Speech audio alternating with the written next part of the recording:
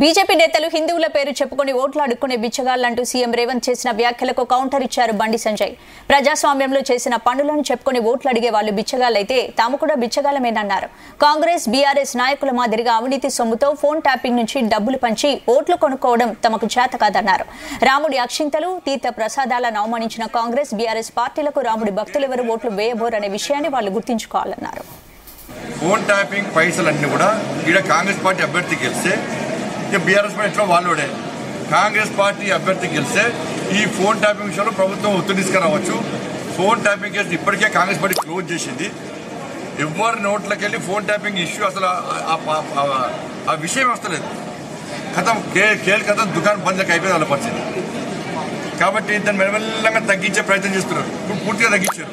కాబట్టి ఇక్కడ కాంగ్రెస్ పార్టీ అభ్యర్థి గెలిస్తే ఈ ఫోన్ ట్యాపింగ్ మొత్తం క్లోజ్ చేయొచ్చు అని ఫోన్ ట్యాపింగ్ వాళ్ళ ఆరోపణలు ఎదుర్కొంటున్న వ్యక్తులు వాళ్ళ పెద్ద ఎత్తున పైసలు ఖర్చు పెట్టి గెలిచే ప్రయత్నం చేస్తున్నారు.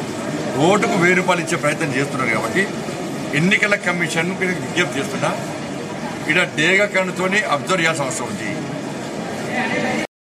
ఇటువంటి ఇతర శాఖలు కూడా విజ్ఞప్తి చేస్తున్నా ఇక్కడ ఎవరైతే పైసలు వస్తారో ఎవరైతే ఫోన్ ట్యాపింగ్ పైసలు పంచితే రేపు తీసుకునే వ్యక్తులు కూడా కేసులు ఎదుర్కొనేటువంటి ప్రమాదం ఉంది. కాబట్టి ఫోన్ ట్యాపింగ్ పైసలన్నీ కూడా ఇక్కడ కాంగ్రెస్ పార్టీ అభ్యర్థి గెలిస్తే బీఆర్ఎస్ పార్టీ ఎట్లా వాళ్ళోడే.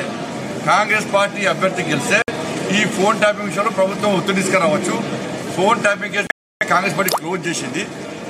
ఎవరి నోట్లోకి వెళ్ళి ఫోన్ ట్యాపింగ్ ఇష్యూ అసలు ఆ విషయం వస్తలేదు. కథం దుకాణం బంద్కి అయిపోయింది వాళ్ళ పరిస్థితి.